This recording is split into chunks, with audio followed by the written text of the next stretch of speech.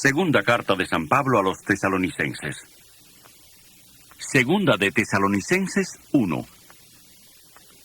Pablo, Silas y Timoteo, a la iglesia de los tesalonicenses, en Dios nuestro Padre y en el Señor Jesucristo.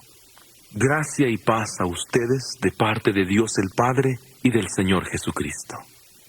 Siempre debemos dar gracias a Dios por ustedes, hermanos, como es justo, porque su fe se acrecienta cada vez más, y el amor de cada uno por los otros es cada vez mayor. Por eso hablamos de ustedes con satisfacción entre las iglesias de Dios, por su perseverancia y fe en todas las persecuciones y pruebas que soportan. Todo esto es prueba de que el juicio de Dios es justo, y por consiguiente a ustedes se les considerará dignos del reino de Dios, por el cual están sufriendo.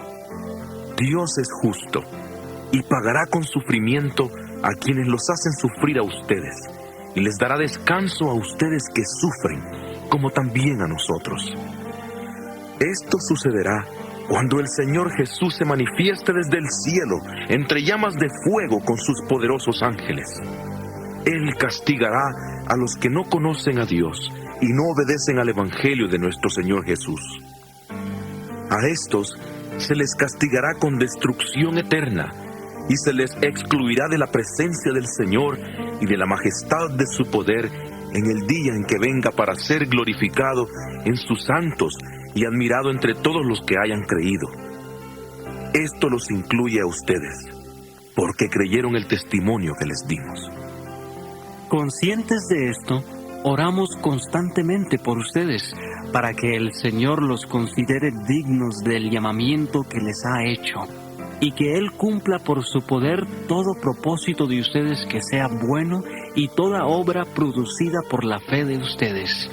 Oramos así, a fin de que el nombre de nuestro Señor Jesús sea glorificado en ustedes, y ustedes en Él, conforme a la gracia de nuestro Dios y del Señor Jesucristo. Segunda de Tesalonicenses 2.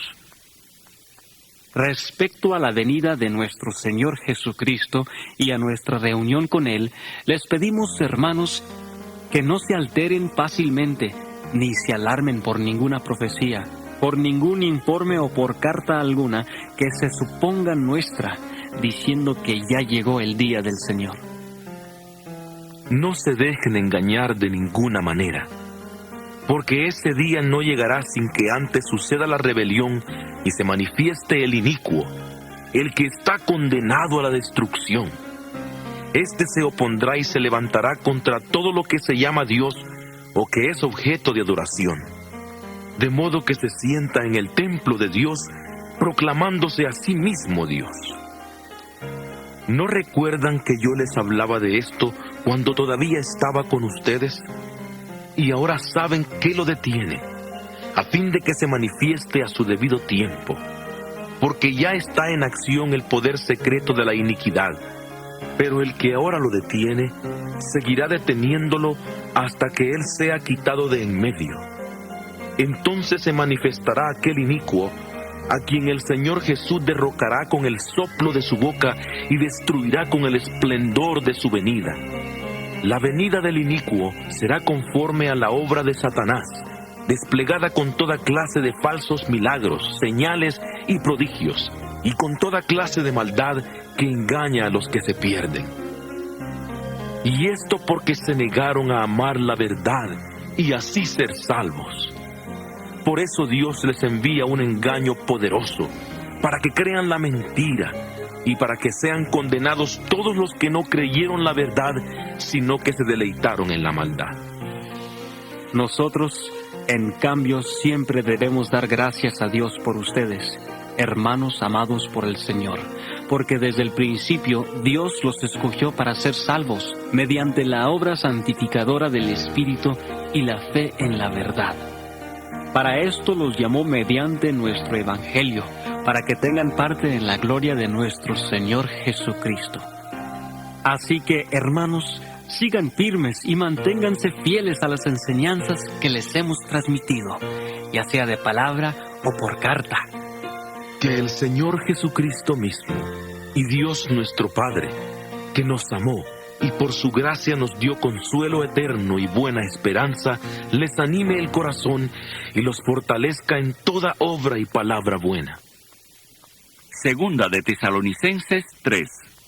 Por último, hermanos, oren por nosotros para que el mensaje del Señor se difunda rápidamente y sea honrado, tal como sucedió entre ustedes.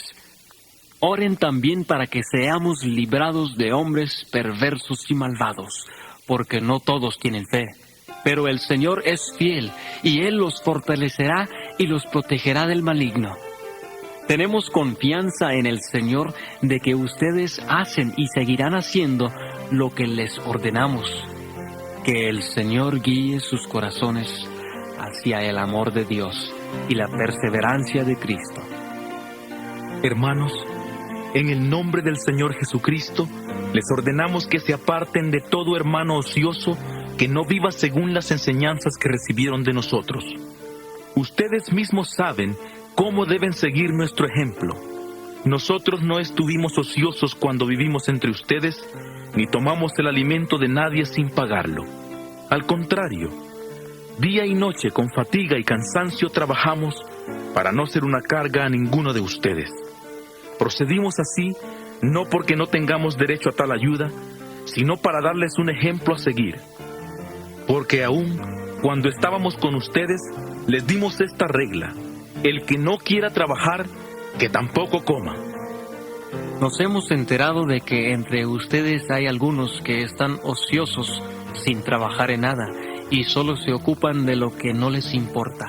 A tales personas les ordenamos y exhortamos en el Señor Jesucristo que con tranquilidad se pongan a trabajar para ganarse el pan que comen. En cuanto a ustedes, hermanos, no se cansen de hacer el bien. Si alguno no obedece las instrucciones que les damos en esta carta, fíjense de quién se trata y no se relacionen con él para que le dé vergüenza. Sin embargo, no lo tengan por enemigo, sino amonéstenlo como hermano. Que el Señor de paz les dé paz en todo tiempo y en todos los órdenes. El Señor sea con todos ustedes. Yo, Pablo, escribo este saludo de mi puño y letra. Esta es la señal distintiva en todas mis cartas. Así escribo. La gracia de nuestro Señor Jesucristo sea con todos ustedes.